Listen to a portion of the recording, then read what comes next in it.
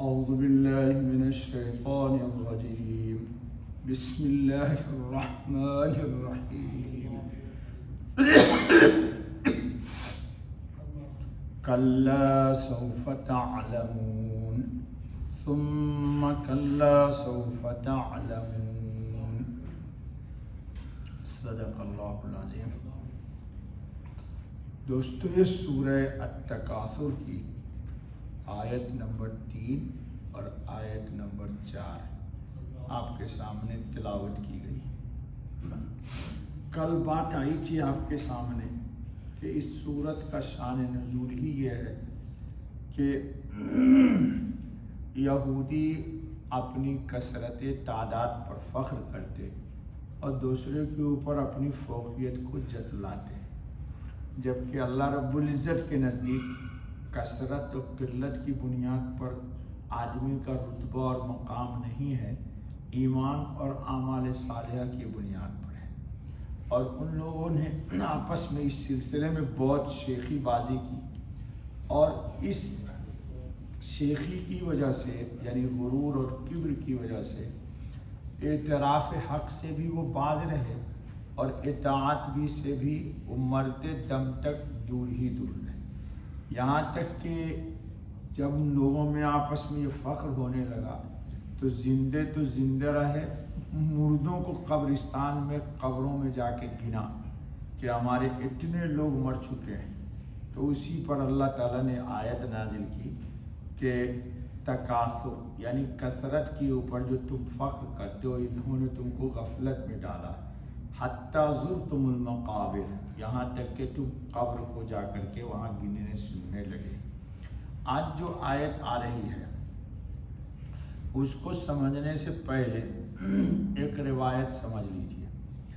جاہلیت کی جتنی بھی چیزیں تھیں یا ہیں، ابھی بھی مسلمانوں میں بے شمار جاہلیت کی باتیں، ان سب کو اسلام ازسر نو باطل کرتا ہے۔ آپ کو یاد ہوگا کہ حجۃ الوداع کے موقع پر حضرت خاتم النبیین رحمۃ للعالمین صلی اللہ علیہ وسلم نے اپنے پاؤں کے نیچے فرمایا کہ میں جاہلیت کی تمام رسوم کو اور روجتا ہوں، باطل قرار دیتا ہوں۔ عزت کی چیز اور اللہ کے نزدیک رتبے کی چیز اسلام اور اعمال صالحہ ہے۔ حضرت ابو ہریرہ رضی اللہ تعالیٰ عنہ روایت کرتے ہیں کہ رسول اللہ خاتم النبیین صلی اللہ علیہ وسلم نے فرمایا، لوگوں کو اپنے مردہ باپ دادوں پر فخر کرنے سے باز رہنا چاہیے۔ ہوتا نا لوگ، پیدرم سلطان پور میرے باپ بہت بڑے آدمی تھے جی، یوں تھا یوں تھا یوں تھا، بنگلے تھے فلاں تھے فلاں تھے، ان چیزوں پر کبھی بھی انسان کو فخر نہیں کرنا چاہیے۔ اور اگر ہم نے لا علمی سے کر لیا تو کہہ دیجیے استغفر اللہ، اللہ ہم کو بھی معاف کرے اور سب کو معاف کرے۔ آمین۔ حضور کیا فرماتے ہیں کہ اپنے مردہ باپ دادوں پر فخر کرنے سے باز رہنا چاہیے، وہ جہنم کا کوئلہ ہے۔ لا حول ولا قوت الا باللہ۔ اگر ایسا نہیں کریں گے تو اللہ کے نزدیک گوبر کے اس کیڑے سے بھی زیادہ ذلیل ہو جائیں گے جو گندگی کو اپنے سونڈ سے الٹتا پلٹتا ہے۔ اللہ نے تم سے جاہلیت کی حمیت اور باپ دادا پر جاہلیت کے زمانے کی شیخی اور غرور کو زائل کر دی۔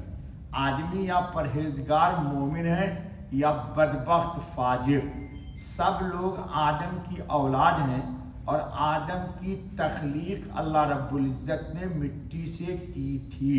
یہ روایت ترمذی اور ابو داؤد دونوں میں موجود ہے۔ اس لیے کبھی بھی انسان کو اپنے باپ دادا کے اوپر فخر نہیں کرنا چاہیے۔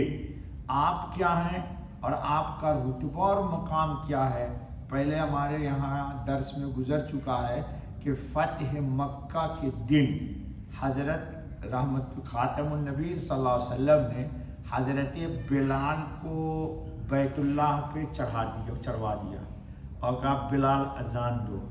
مکہ کے لوگوں نے کہا میری تو ناک کٹ گئی یار، آج تو ناک کٹوا دیا اس نبی نے۔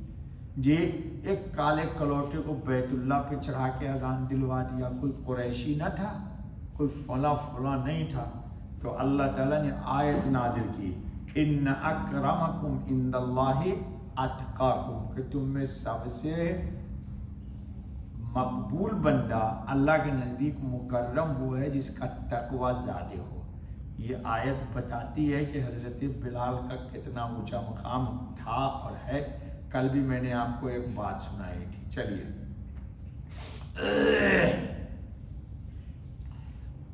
حضرت عقبہ فرماتے ہیں کہ رسول اللہ خاتم النبیین صلی اللہ علیہ وسلم نے فرمایا تمہارے یہ نسب کسی پر برتری دینے والے نہیں، تم سب آدم کی اولاد ہو، جیسے ایک ساع کی اونچائی دوسرے ساع کی طرح ہوتی ہے۔ گندم 10-20 کلو رکھیے تو سب تو گندم ہی ہے، کچھ گندم نیچے آ گیا اور کچھ گندم اوپر رکھا جائے گا، تو کیا گندم کہے گا کہ میں تم سے اچھا ہوں؟ سب تو گندم ہی ہے۔ کیا مثال دی میرے نبی صلی اللہ علیہ وسلم نے۔ بغیر دین اور تقوی کے کسی کو کسی پر فضیلت حاصل نہیں۔ آدمی کی برائی کے لیے اتنا ہی بس ہے کہ وہ بد زبان، جب وہ 3 بات کہہ رہے حضرت صلی اللہ علیہ وسلم، انسان کو بد زبان یہ برائی کے لیے کافی ہے انسان کے۔ دوسرے فحش گو، کلام میں گالی گلوچ دیتا ہے دوسرے کو، یا عام لوگوں کو میں نے دیکھا بات بات میں گالی بولتے، توبہ توبہ۔ حضور نے فرمایا برائی کے لیے بات کافی ہے۔ اور تیسری چیز بخیل، یعنی بخیل بھی نہ ہو، کلام میں گالی گلوچ نہ بولتا ہو، اور انسان بد زبان نہ ہو۔ جی بہت فارسی کا مشہور مقولہ ہے، کلام شیریں ملک گیری، زبان میٹھی ہو انسان پوری دنیا پہ سلطنت کرتا ہے۔ آدمی جتنا اونچا ہوتا ہے اتنی اس کی زبان اچھی ہوتی ہے۔ چلیے اللہ توفیق دے۔ اب آگے چلیے، کلا سوف تعلمون، اللہ اسی کو رد کر رہے ہیں، کوئی نہیں آگے جان لو گے۔ یہ جو باپ دادا پر فخر کرتے ہیں نا، اللہ کہتے ہیں کلا ہرگز نہیں آگے جان لو گے، ثم کلا سوف تعلمون، پھر بھی کوئی نہیں آگے جان لو گے۔ کیا جانو گے؟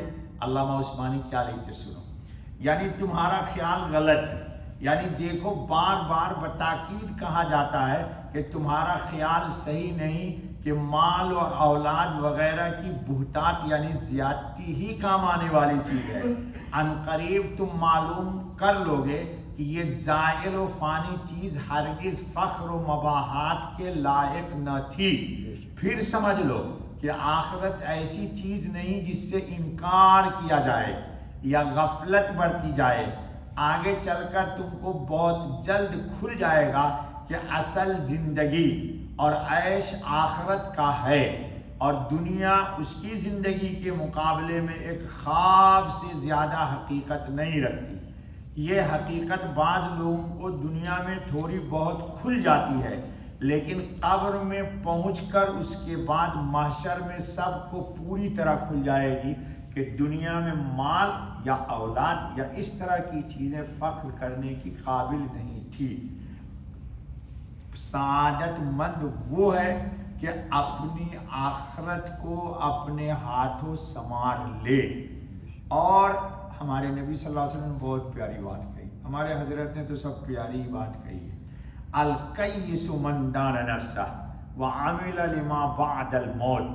ہمارے نبی صلی اللہ علیہ وسلم نے فرمایا کہ عقل مند نہیں، very very very very very very big high brain کون لوگ ہیں؟ الکیس من دان نفسہ، جو اپنے نفس کو پہچانتا ہے، اس کی حقیقت کیا ہے، اس پر کوئی کلام نہیں کرنا مجھے جی۔ وعمل لما بعد الموت، اور کوئی کام ایسا نہ کرے جس کا پھل آخرت میں انسان کو نہ ملنے والا جی۔ اس لیے آخرت کو انسان سجا لے، یہ عقل مند اور دانا ہے۔ اللہ تعالیٰ انہی لوگوں میں ہم کو شمار کر لے اور ہمیں اپنے وقت کو ضائع کرنے سے بچا لے۔ بس دوست، سبحان اللہ، سبحان اللہ، سبحان اللہ۔